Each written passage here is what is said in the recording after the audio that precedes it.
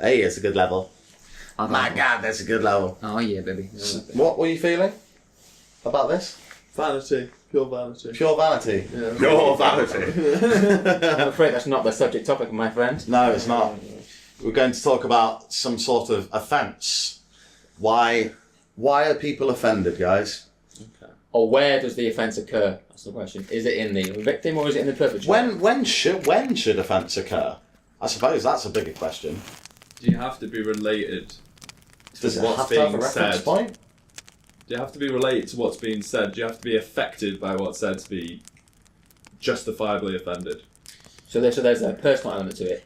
It's directed at you, Yeah. as opposed to what an idea that you connect with, or What is the definition of offence? Annoyance or resentment brought about by a perceived insult. That's what I'm asking. Like, Yeah, is it something that you... is it a perceived Directly- harm, isn't it? A perceived harm to you. Yeah, something that you would see is aimed directly at you. Exactly. you could do it on someone else's behalf if someone was taking the mick out of a certain disability, but your family member had a disability. You don't have that disability, but you become offended, or it's just something that you feel you're more educated on. So you know, So it can extend beyond it has to. your sort of individual. But space. where there's the line between? But justified I suppose the important thing we've stumbled upon there is that no one should be that easily offended. It normally comes from quite a personal place of some significance. yeah, it should. So why are so many people offended by nothing online?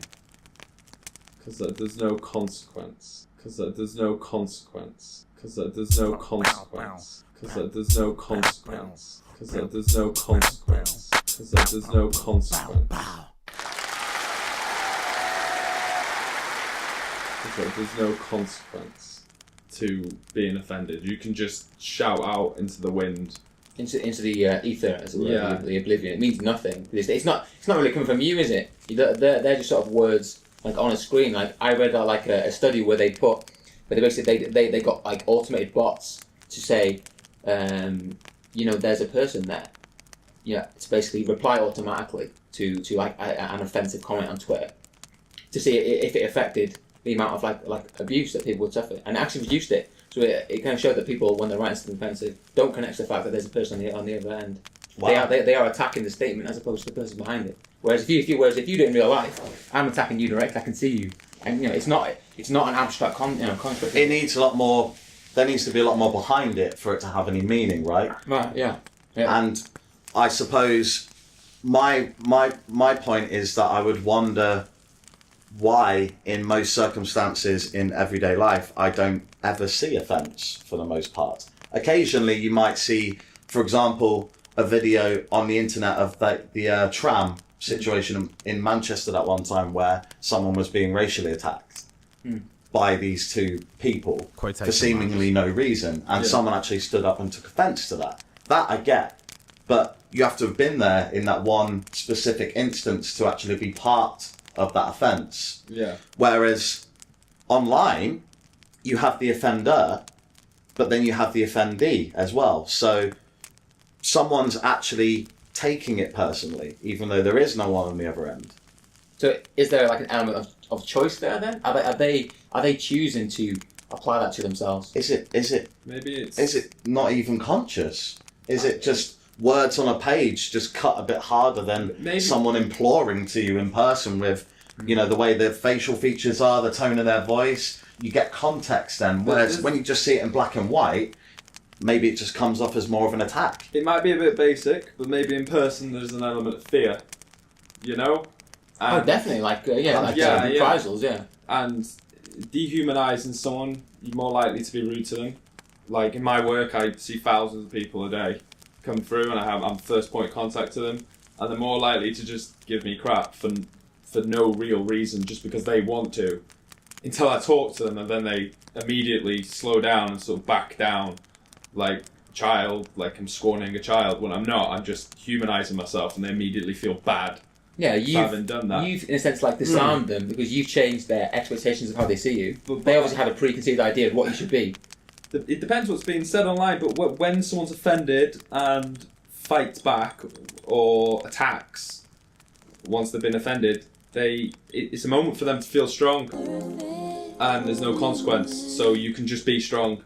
You can cut off the conversation whenever you want by not replying, and in their head they're going to be right regardless. They're not going to have their minds changed because there's no end to that conversation, there's no consequence, and there's no penultimate moment when it's like a decision's reached. It's not a debate, is it? It's just, yeah. So I suppose you actually get empowered by the act as well. Yeah. Yeah. Not in a positive way, but you must in a sort of primitive sense, it must feel good. Whereas watching porn. You pretend you're doing it. You don't talk about it. Everyone knows. Everyone else does what it. I just did, and then don't look down. You walk out the bedroom with a smile on your face. Everyone knows. No one will say a word. Yeah, there's a bit of shame in there, of course, but I'm sure there is with people who are offended. Already dropped the P-bomb 15 minutes I had in. to do it. So how about those long, never-ending discussions? Well, we call it a discussion, where one person just says, "I'm offended," and then I feel this idea of offence online has almost created a new breed of person. The person who then gets offended by people getting offended too easily. Yeah, on their behalf, like a social justice. So you get the two sides of the coin. You get the person who's got offended at something, and then someone coming and going, "Oh, here we go, the person who's got offended at something." Does that almost make the problem a little bit worse by the lack of empathy that some people may then have as a result of being a bit nonchalant at the fact that people take offence? Yeah, I think it comes from a good place. It sounds like it comes from a very like liberal place of wanting to defend kind of like minority groups. But there's so many groups, and it says worthy of defence. As to which one you like prioritise. Is it? Are you worse off for being gay, black, lesbian, transgender? There's so many different offence boxes that you can tick. Unless you're gay, black, and transgender, then you've got it made. But other than that, it's difficult, and like they're all kind of like such loaded concepts as well. That you kind of exactly, yeah.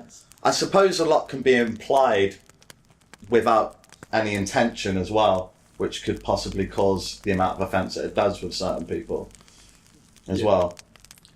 Well, one example I saw today, which is a prime example of what I just talked about, was this good-looking guy, long blonde hair, beautiful wife, and welcome, Ben. I'm not married. For those of you who can't see Ben, he is, the ultimate in long-haired man. He's a good-looking guy. He's a good-looking guy. Anton's not far behind, and I'm bald as they come. But the video was basically two videos. One was him and his wife doing. They just decided to put the radio on. They're like looking at their phone, sort of typing away, not really taking any notice of each other. And he goes, "Hey, should we put the radio on?" And she goes, "Yeah, sure." And then they press play, and they're instantly dressed like the song that's playing, as if you would imagine someone who was singing that song would be dressed, sort of miming along like carpool karaoke. So there's a rap one, there's a hip hop one, there's a proper pop one, there's a boy band one, there's an 80s one, and they just dress quite stereotypically for what you would associate with a specific genres. First comment at the top with the most interactions, angry faces, thumbs up, laughing faces, hearts, is someone going, "Oh yeah, because every single hip hop artist wears gold chains and has a hat. Why can't you cater to the larger demographic and all the grafters, all the people?" Underneath comment, "Oh, typical person, getting hard done by someone's want to make a funny video. Just take it as humour." Blah blah blah blah blah blah. Just hundreds of comments of people either standing one side or the other for what essentially was a humorous video, not intended to cause anyone any kind of criticism or harm. The video did well because it got a nice conversation going on. It got plenty of which I suppose is another point. Do people offend others to get likes? People have made whole livings out of it, and judging humanity by a YouTube comments page is not going to go well. There's a sinkhole. That's probably why we would judge humanity nowadays. Yeah. Is the person that's offended by the offended person think they're above it all, or above the person in like education or intelligence or something. Though I'm curious about that. It is kind of how I feel. It is how I feel the case is when I read the comment back without any context, just to see that guy riding in on his white horse, like, hey, there should be no offence here. No, I'll sort this out. Yes. Like, Listen to my beautifully balanced comment. It shouldn't matter who you are, really. All that should matter is the veracity of what you're saying. So if what you're saying is true, that should all that matters.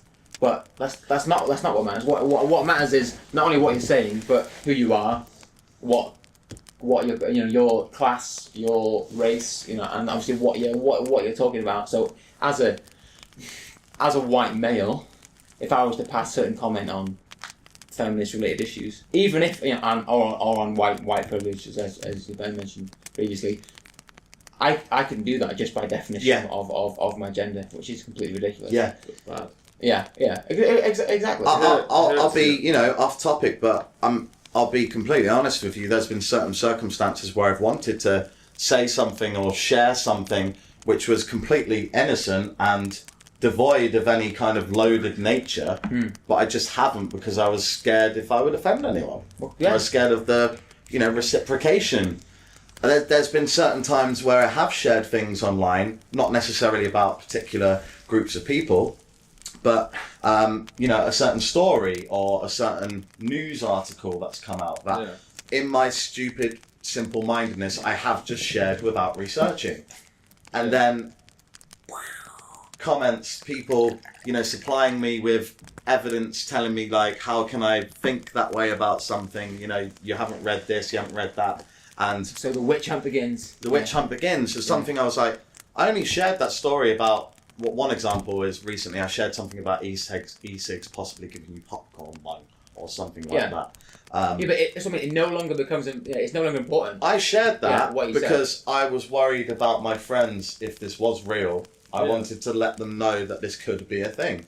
But all that became of it was everyone trying to one up the other person with some more information about what is actually going on behind this story. And of course there was some studies there. There was some empirical evidence to suggest that story was incorrect, which is all well and good. Yeah. But I guess you can't be an expert in every field. But then it's a bit unreasonable. I was kind of offended by it. And that's the weird thing. Why should I be offended that someone's proved my point incorrect? You feel like with evidence. You shouldn't, but I think you feel accountable for what you shared. Like somehow, it's a part of you put out there, and you got attacked about it. Yeah, but it wasn't a part of you. This is it though. This is the point with anything online.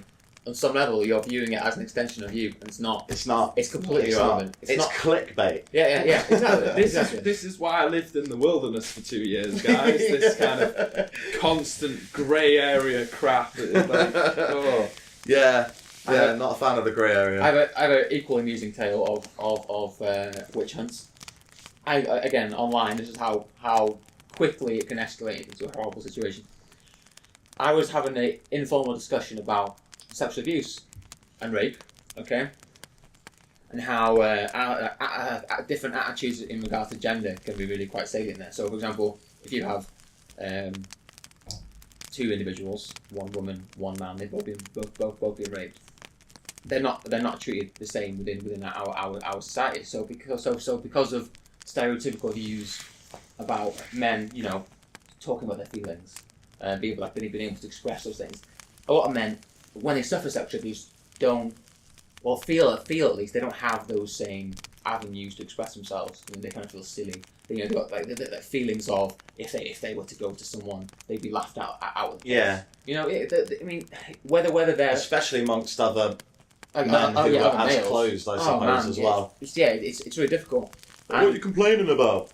Yeah, exactly. Women coming on to you. You'd be seen as weak. And when I sort of tried to start that discussion, I think a few women who clearly had suffered some form of sexual abuse then jumped on that, and immediately it was about their experience of that and why they were so offended. And it no longer mattered what was true. and that's what can sort of happen with offence. It no longer matters what's true; it's how they feel at that time, and they felt wrong. They felt they did wrong, even though it had nothing to do with them. And a man's experience of rape does not degrade theirs. No, But not at all. it doesn't even relate. Yeah, they're not even the same thing, are they? No, it's just an acknowledgement of difference. But again, people apply things themselves; they don't need to apply them. Same thing. Well, I was in work, and these people I work with are from a different cultural background, I'll put it that way. And they were talking about all the crap they get from British white people.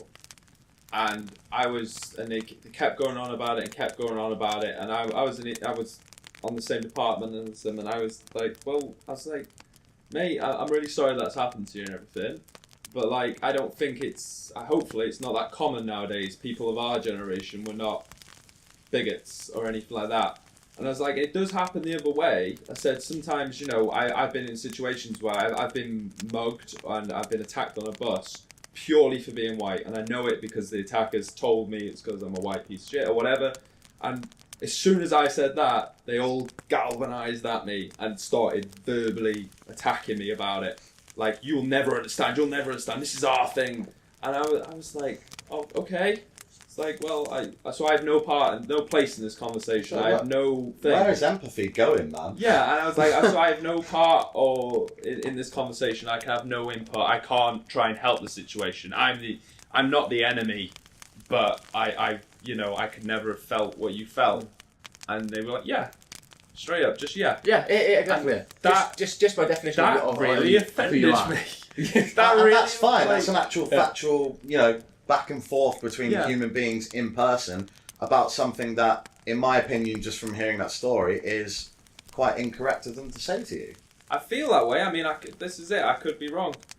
I could be wrong. I haven't really tried to put too much thought into it because, like I said, I was hurt. These were people who were my friends, and no, I mean, I was from your experience, because that's true. For what you've experienced in your life, and them saying that kind of almost denies that. It's like denies what you've been through. Yeah, which is why you're offended. My thing wasn't real. Yeah. Like my friends told me, no, because of the colour of your skin, man, you can't have had the same experience that we've had. Maybe not to the same extent. Maybe it wasn't institutionalised. Maybe not historically, or but it's starting to maybe happen. Maybe everyone's just, regardless of what colour your skin is, everyone's just getting mugged. I still stick with my fundamental point though, that I don't think it happens as often. It's not a race related issue anymore. I think that's just but an excuse people use now to galvanise. Could be quite possible. Galvanise their hate towards something. They're all exaggerated, like stereotypes or like generalizations. Yeah. They obviously happen both ways. Of course they might happen more one way or the other, but it doesn't mean it doesn't happen. And that's kind of the point. They jump on a generalised bandwagon and say, oh, I'm part of a X minority group, therefore because you're part of this majority group, whatever that is, they then deny that. How many people do you think this podcast will offend? I'm hoping a lot. Everyone. That's the aim. As long as we offend everyone equally, it's fine. Yeah. We need to do a South Park on it, essentially. I would like to offend 50% of people, so there's a good discussion going on. So it'll go on indefinitely. Back and forth, Perpetual. I'd like there to be little smiley faces to indicate. To quickly go back to the idea of we were saying everything's grey, and it's working on this micro level, like I was saying, between like racial issues and stuff, and we've seen it on the huge level when it comes to like Donald Trump, Brexit, Conservatives and that. I mean, we're pretty liberal, I presume. You are then? Yeah.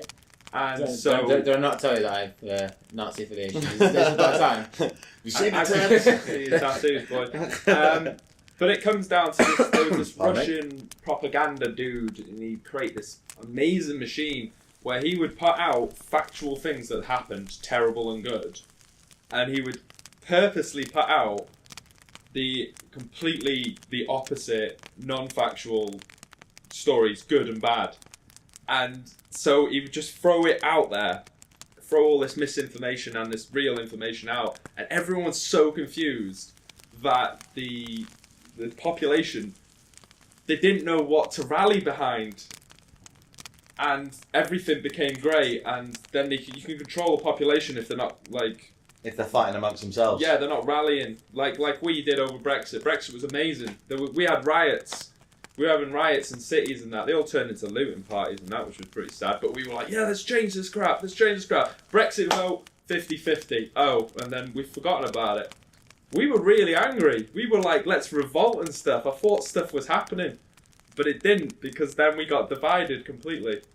And I think everything's getting to this grey area, and every government seems to be running this whole thing of misinformation. And we hear about this false news crap, and like we're a post-factual nation and that. And it seems to be true, because everything's so grey that people are now voting and showing their beliefs as, I don't know, racists or whatever, pro-war or whatever.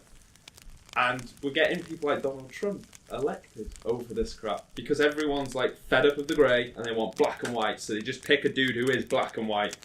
There's no complications, no politics. But more to the point, you know, that hilarious carpool karaoke video that a couple of people made, you know, that was really important to a lot of people, probably more important than what you just said. I'm unaware of this. I'm unaware of this. Yeah, but there is that like ambiguity in how people like define themselves, which is what Ben's kind of saying. Like, people are dividing themselves into so many ever increasing boxes that all there is the unclearness there. Yeah. And you know, why we're distancing ourselves. I'm different to you because I'm this. It's comparing yourself to the other. So there can't be any form of unification or, you know, any form of love and peace if we're all so... Exactly how we were talking about with, you know, working paycheck to paycheck earlier with the jobs that we're doing, and how we, as a society, we may divide some people in what they assume is a working or a middle class, might divide themselves massively against a homelessness person, someone who's homeless, and themselves, when in fact they are 1 or 2 paychecks away from being that. Yeah. You know? But the ideal that, you know, you are part of something else kind of ticks those boxes for you, and I'm not that, whatever that is. Side note, I was homeless for 2 years. I remember you saying. Yeah, and then I was 2 paychecks, probably literally, and then I'm in a flat with a girlfriend, and I'm saving up money. And you're good for society again. Yeah, like, I'm worthy again. I'm worthy. Thanks for putting in. But how do we express this whole grey area thing? How do we put our thoughts into black and white when everyone around us will be offended and react and we'll lose friends? We do it online. And maybe full circle. Maybe you're right. Maybe it's kind of a way of people getting out their frustrations, almost as well. No consequence, just scream at the screen. Whereas I just scream in my house when I'm alone. Yeah, naked in the corner. You can't really like blame them if they have no avenue to express themselves without, you know, being jumped on.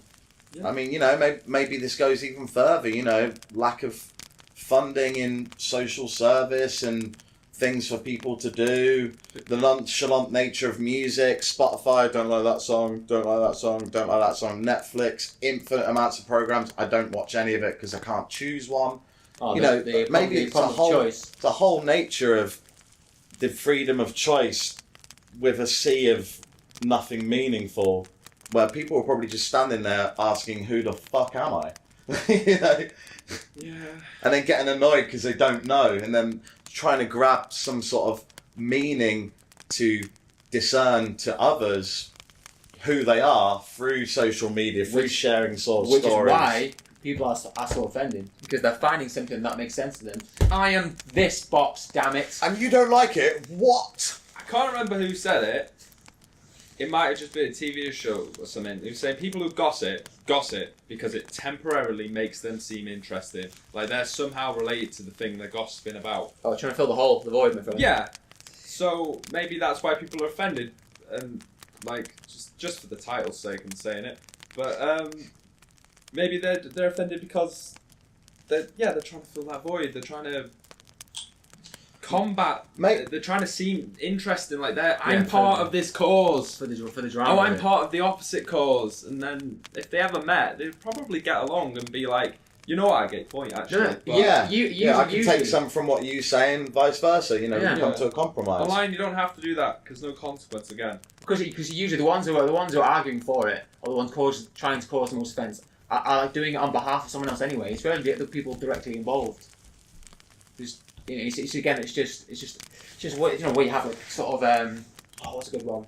Where you usually have like upper class white feminists like defending like poverty-stricken women in some sort of developing world. Like why aren't we hearing from them? Like what do you really know of poverty in the same sort of sense? There's kind of like an arrogance to that, and like in a sense of like being offended indirectly. It's kind of like, is that even allowed? Can I be offended on your behalf? Is that valid? I mean, I suppose you could empathise with how the other person might feel, and then maybe advise them they should act differently if they're not defending themselves. But I feel can like you be offended for someone? don't be offended for someone. Help them in that particular case. Help them. Like, if you really think there's a problem is that bad, why don't you make it your life's work to solve that problem? Why are you just being offended? Because when you're being offended, you're being selfish. Like, well, not all the time. No, of course, yeah. But it's like Doug Stanhope, amazing comedian. I love him. He goes on about the fun run thing. Let's do the fun run for cancer. Let's, we'll raise the money and that. And it's like, you're not really doing it for cancer. Like, if you went around to your friends and asked them to sponsor you for a run, they wouldn't. They're sponsoring you more than the They would just give you the money. Say if your kid had cancer and you're like, right, I'm doing a fun run for cancer. They would just give you the money if you asked, but you kind of want to make it all about yourself, I think. Like, because there's like a status about it. Yeah. I'm doing this. Look at me do this. Yeah. I don't know. It's like an advertisement of your like. I do get where you're coming from, because this is a slightly off tangent, but I think it fits in nicely with what you're saying. I've struggled in the past, probably 6 months just gone, with the idea that I was a selfless individual. I've always thought of myself as the kind of person who always puts myself before others and will always, at my own expense, trying to help someone else. But I came to the all too obvious conclusion, and I don't know why I didn't sooner, I'm not. To an extent, I am quite self-serving. I do things for people because it makes me feel good. Yeah, you want to do it. And I'm nice because I like to be nice. That's who I am, and I like being me. Why is that a problem to be like honest with yourself in that way? You can be selfish and help someone else, and both parties benefit. Yeah, and that's okay. And is there I think to myself, is there any truly charitable thing? Is there any specific, apart from, I guess, I don't know, donating a kidney? There's something along the lines. You just take from yourself and give. If you're doing something because you want to, it's inherently selfish. But maybe selfish has just got a bad rap. Maybe it's not maybe people can't define selfishness correctly anymore, or offence. Because I think offence, in my mind, offence is way above being mean to someone. Offence is like, you have done everything in your power possible to demean everything about me for your own selfish gain. That's in my eyes, that's offence. If you've been offended, opposite of defending, then it literally means you've been attacked. Yeah. So someone has taken something from you. If you're not part of the issue that's being talked about, have you been attacked? Probably not. Well, no, but this is the point though. Like, they are taking someone else's, identity and attributes.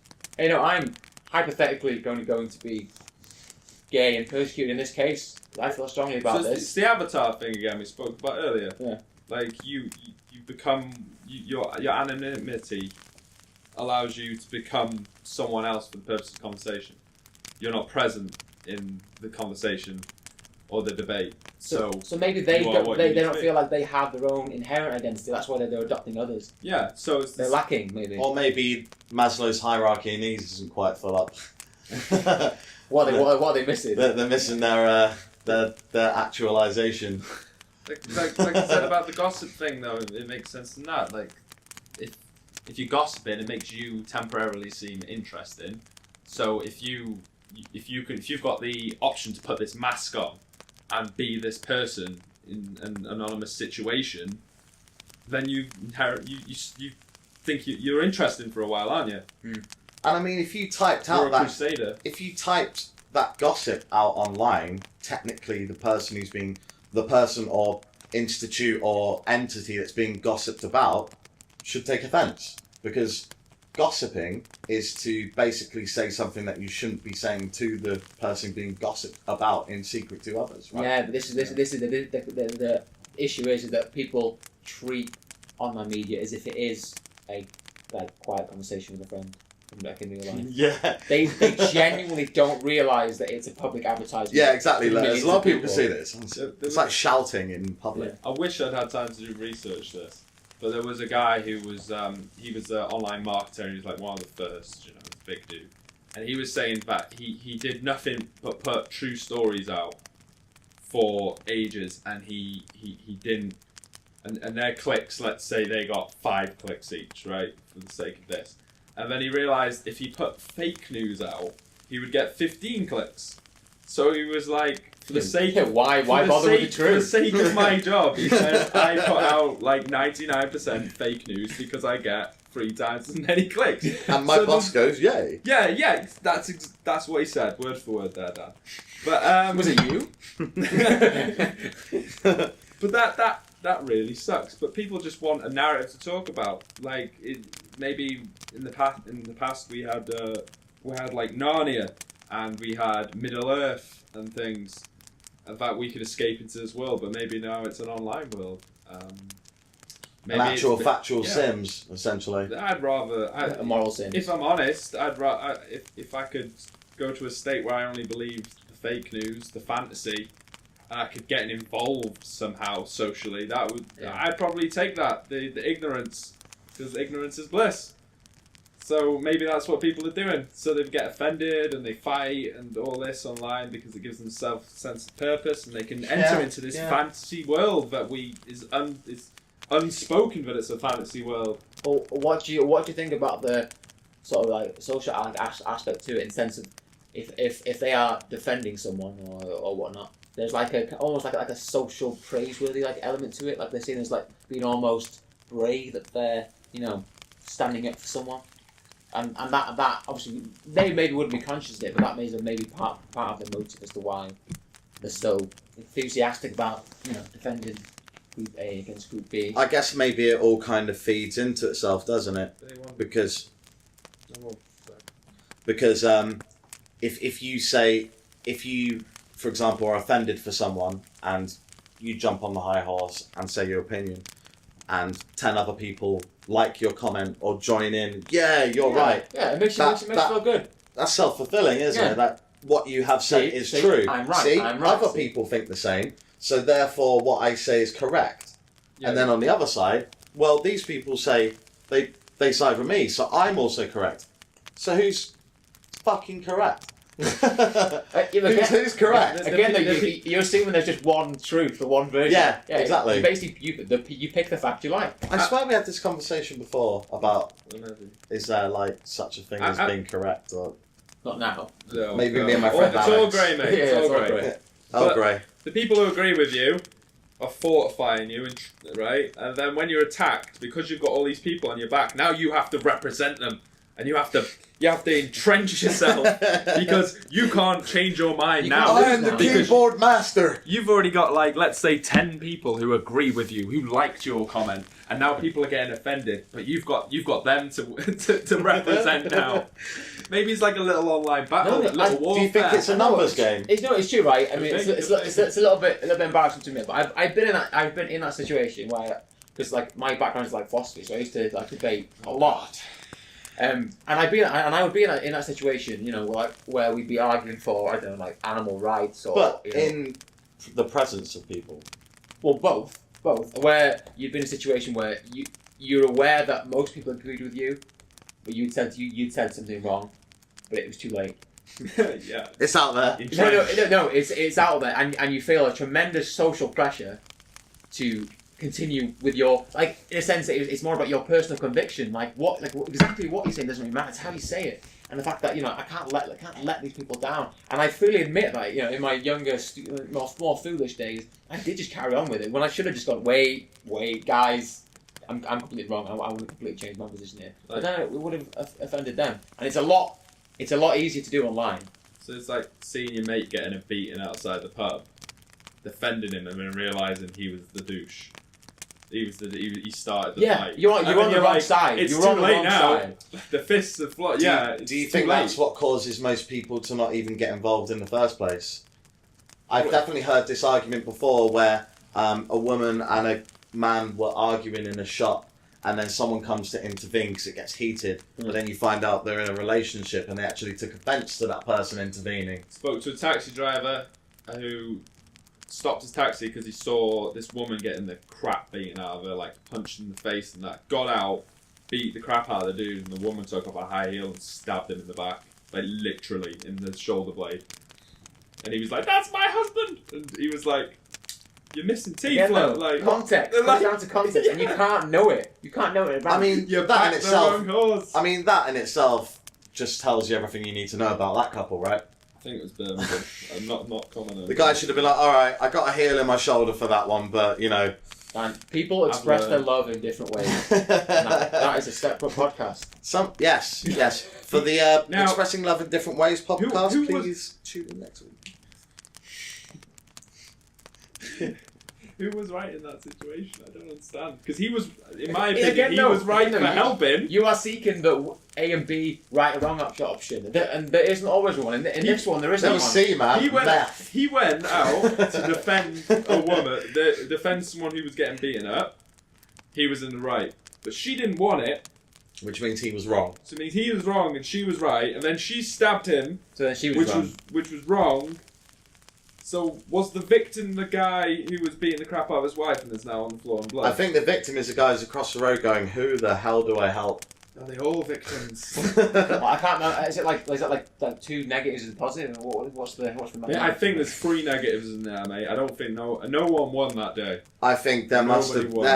There's definitely a wild card in there, and it wasn't you today, Ben. But there's definitely some other substance in the equation at that point. There must have been, and perhaps when that's in play, there's the right and the wrongs aren't always in the correct places they should be.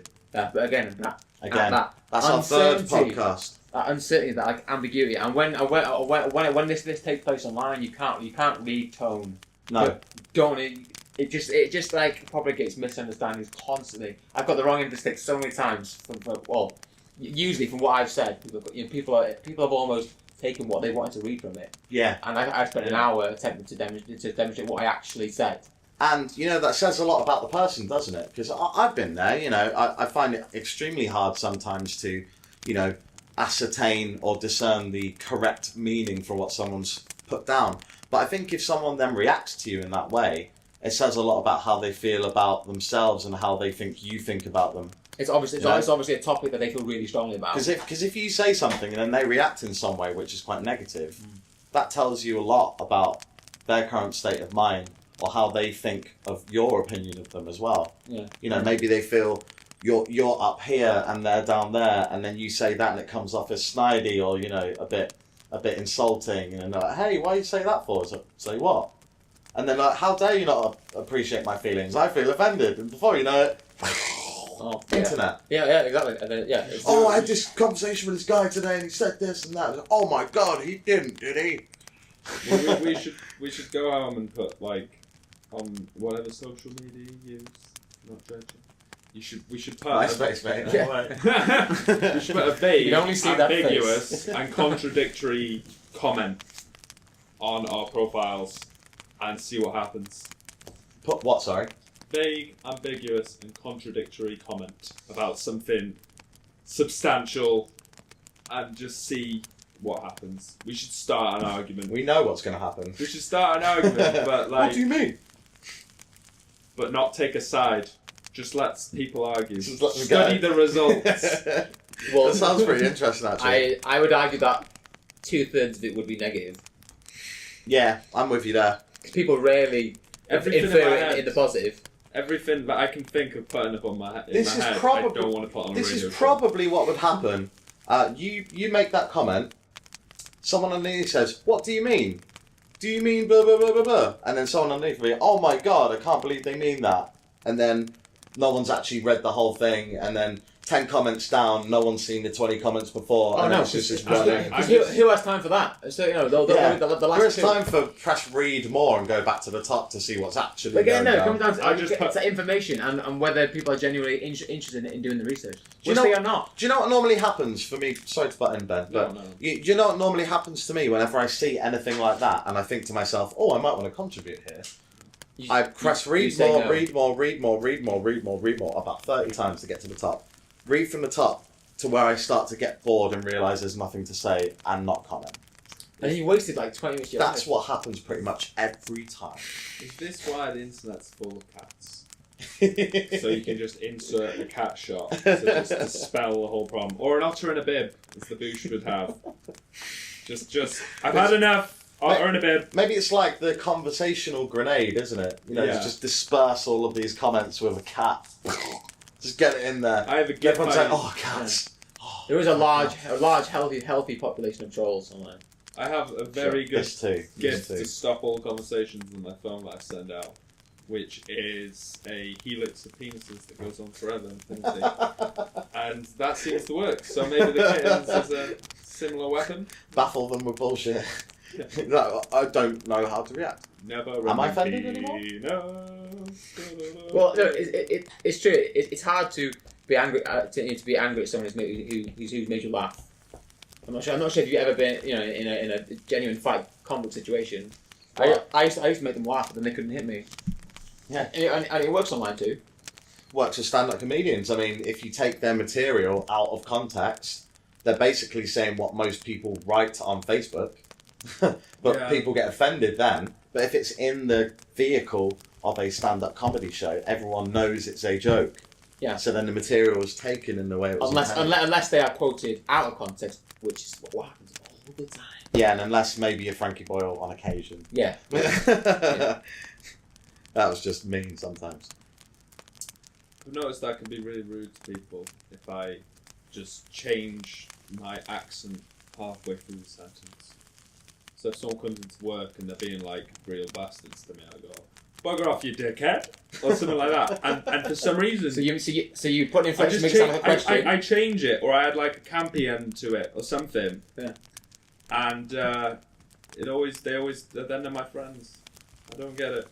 Not my actual friends. Just turns them from against me to on my side. I don't understand what I'm doing. Because there's so many ways that you can say the same statement. I think it's because With I've your gone. face, yeah, I've with gone. your body to- language. I think I've gone to them completely confident, and just been like, This is how I mean it. "Yeah, this is exactly. I'm coming at you. I don't know. Yeah, but in real life, you are free to create that. Yeah." You cannot do in life. It'd be like it's like Yeah. the joke. It's like the Well, joke you thing could. though. A joke is just subverting someone's expectation. That's the reason why we laugh. Is because you're telling something and then it goes a different taking way. reality and turn it on its head. Yeah, so your brain has a little fart and you laugh, and I think that's what's going on there. But you can't do that online. You can't dispel anything. Did I tell you the world's oldest joke? I told Ben this already. The world's oldest joke. Yeah. Fact. Yeah. Fact. Sumerian, 4,000 years old. Known. I want to hear it. Known joke. You ready for this? Yeah. Brace yourself, my friend. Alright, wait. This is so old that they no longer know why it's funny. Ready for this? Ready.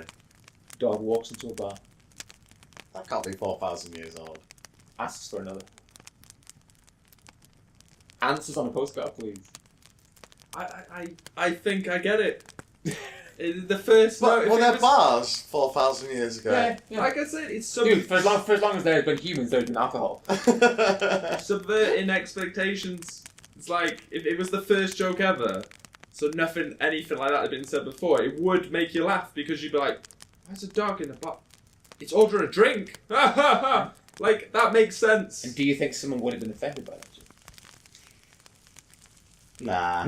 Is there any people from any cultures that are offended by dogs? Yeah. You don't know that because we've lost the social context for that joke, so you would never know. That may have been the most offensive joke of all time. Very true. Very Maybe true. dogs are sacred or something. Maybe you should maybe that should be the ambiguous statement that we post online. Just post that joke and see what happens. Hundreds of confused comments. I would imagine. Cats galore, man. Cats everywhere. Just to diffuse the situation. I'm pretty sure I don't have any Facebook friends, so it won't work for me. Because I posted that picture of Jeff Goldblum every day for a year, and I think I'm not blocked. We might have to use your profile. That's a like heroic amount of offense. That definitely killed some conversations. Well, mate, friendships. you know, I had people messaging me. I honestly had people messaging me really angry that I was posting this same thing and threatening to block me. I remember the old Jeff Goldblum years. Yeah, like people were offended. People were messaging me privately and going, "Why are you posting this? Stop doing this. I'm gonna have to block you." And it was fascinating. I was like, "I'm not affecting your life. I'm just posting a picture every day." And because he watches over you and things like that. I'd say because a picture says 1,000 words, and because you shared it, those 1,000 words are about you. No, they were just for Goldblum over and over again. You were just posting the picture of Jeff Goldblum, minding your own business. I needed to. I felt it was fascinating, the result, and I had to continue it. So to summarise offence, Dan, what do you think are the central points here? I think we've covered a lot. Yeah. Off topic a couple of times, a few tangents here and there, right, bang on the subject on a couple of other occasions, and, you know, general debauchery and some others. Finish with Jeff. So I think finish with a bit of Goldblum. Do you feel we've added to some sort of human knowledge? I think some people are going to be offended. 100%. I think that's right. I think that's right. But they watch it in context. Next time we'll make a video. So they can just see what nice boys we are talking about things. Well, okay. I hope you've enjoyed it. I've been Anton. I've been Daniel. I'm Ben. See you next time. Bye. Later, dude. Don't be offended. And what a thrilling episode that was. Wouldn't you agree, ladies and gentlemen? Tune in next time when Daniel, Anton, and Benjamin will be discussing mechanisms of control.